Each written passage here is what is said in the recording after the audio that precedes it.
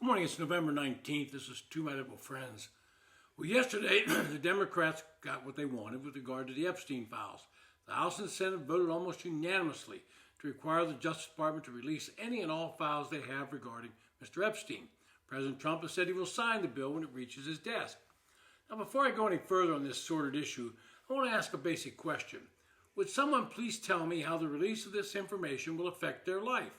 Will it suddenly cause the price of groceries to go down? Will gas suddenly be cheaper? Will mortgage rates come back down to 3%? Will the cost of health care and health insurance be lower? The answer to all these questions is a resounding no. People are demanding the release of these files for their own curiosity and for their own prurient interests.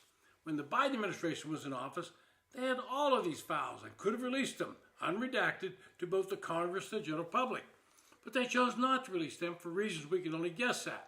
Perhaps it was the knowledge of some prominent Democrats we mentioned in an unfavorable way.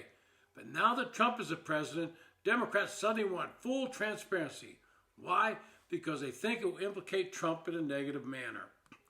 Read carefully the press somewhat chastened by its previously misreporting and you learn a couple of things. Mr. Trump and Epstein socialized in Palm Beach, but Epstein and his chief accuser, the late Virginia Giuff, both left clear testimony Mr. Trump never behaved improperly. But that will not stop Democrats from using these files to try and link Trump to Epstein. That's the goal of forcing the release of the files, nothing more. In one of the 3 emails leaked by Democrats to create this weak furor, Epstein says Mr. Trump, quote, knew about the girls as he asked Ghislaine to stop, end quote. To some of Mr. Trump's shrillest defenders, this slight hint that Mr. Trump, then a private citizen, might have done more is reason to change the subject to a prior administration's supposedly sweetheart deal with Epstein.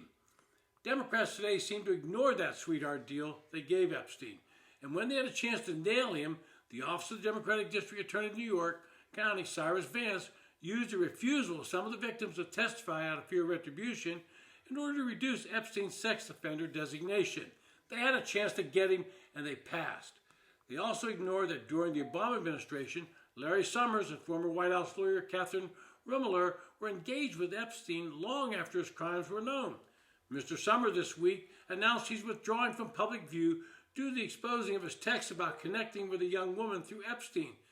They were pretty sordid tests when you read them, and yet he didn't come forward before.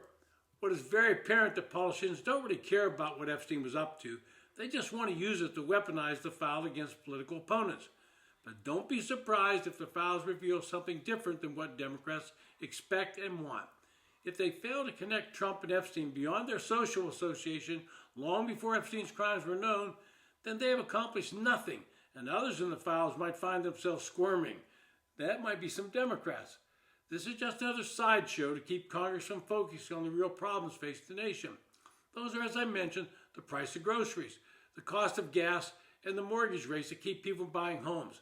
That's what Congress should be working on, but instead they like to have this little sideshow to keep themselves entertained. This has been To My Liberal Friends. Thanks for listening.